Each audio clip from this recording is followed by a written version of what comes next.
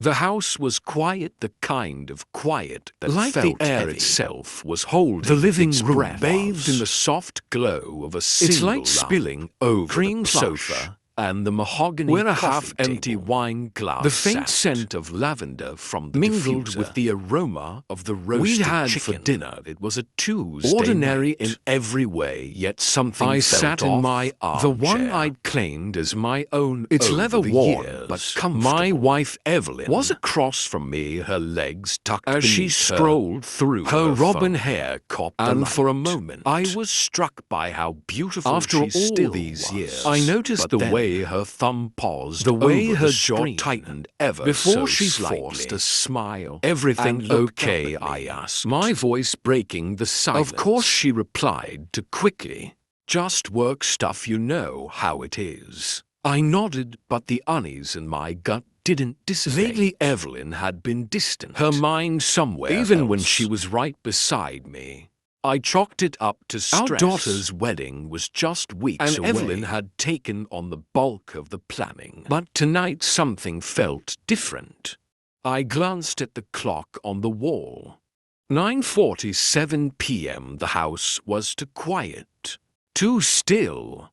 Even the ticking of the clock seemed louder, each than second usual. a reminder of the Simmering simmering beneath the surface. The first real clue came a week later. I was in the kitchen pouring myself a cup of coffee when Evelyn's phone buzzed on the counter. I didn't mean to look, but the name on the screen caught my eye. I didn't know a Mark. The message preview read, "Can't wait to see you tonight." 8 p.m. My stomach dropped. I told myself it was that Nothing. Mark could be a co-worker, A friend, anyone. But the knot in my chest As I tightened. remembered the late Evelyn nights, had been working. The way she'd been dressing up more than the faint usual. scent of cologne that lingering wasn't on her mine. clothes. That evening I followed her. I told myself I was being That I was paranoid. Overreacting, but the truth I couldn't was shake the feeling that something was terribly wrong. I parked a block away from the restaurant my hands gripping the steering wheel. My knuckles so tightly. turned white. Through the window, I saw her sitting at a corner with a man table I didn't recognize. He was tall with dark hair and a confident smile. They were laughing, their heads close together. And when he reached across to touch her hand, something inside me shattered. I didn't confront her that night. I couldn't. Instead, I went home and poured The myself bitterness a of the drink, whiskey. matching the taste in my mouth. I sat in the dark replaying the scene, wondering how long it had been going, how I hadn't seen it sooner. The wedding day arrived, a whirlwind of Music flowers and laughter. Our daughter Lily looked radiant in her ivory gown, her smile lighting up as she walked down the aisle. I stood at the front, my heart swelling with pride, but the joy was tinged unshakable with sadness. Evelyn stood beside me, her hand resting lightly on my arm. But the gesture felt hollow. It was during the toasts that everything unraveled. Evelyn stood, her glass raised, and the room fell silent as she began to speak. "Lily," she said, her voice trembling slightly, "you've always been the light of our lives. But there's something I need to tell you. Something I should have told you a long time ago." She paused, her eyes flicking to me before she continued. "Your father, he's not your real father." The room erupted in gasps.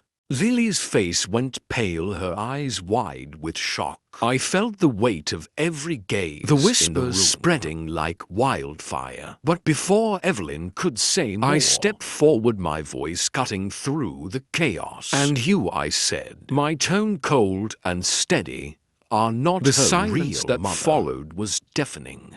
Evelyn's mouth opened, but no words came out. Lily looked between us, her voice barely a whisper. "What are you talking about?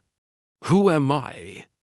The truth was a tangled web of lies, one that had been buried for over 2 decades. Evelyn and I had been unable to conceive, and in our desperation we turned to surrogacy. But the surrogate, a young woman named Clara, had disappeared shortly after giving leaving birth, us with a baby and no answers. We'd raised Lily as burying our own, the past and pretending it didn't exist. But Evelyn's affair had unearthed more than just her infidelity. In my search for answers, I discovered that Clara hadn't She'd been disappeared. paid off by Evelyn to stay away. And Mark, the man I'd seen her wasn't with, just her lover, he was Clara's and he'd brother. been Blackmailing Evelyn for years. As the pieces fell into I place, realized that Evelyn's went betrayal deeper than I'd ever imagined. She hadn't just cheated on me. She'd lied to me, to Lily, to everyone. And now she'd tried to destroy me in front of everyone we loved. But I wasn't going to let her win. The fallout was swift and brutal. Evelyn's reputation was in tatters. Her affair and the truth about Lily splashed across the headlines. Mark was arrested for blackmail, and Clara, now a successful businesswoman, reached out offering Lily her the chance to get to know her biological family. As for me, I stood tall amidst the my heart heavy, but my resolve unshaken. I'd lost my wife, but I'd gained something far more the truth. Important. And as I watched Lily in tears streaming down both I their knew faces, that no matter I'd done the right thing.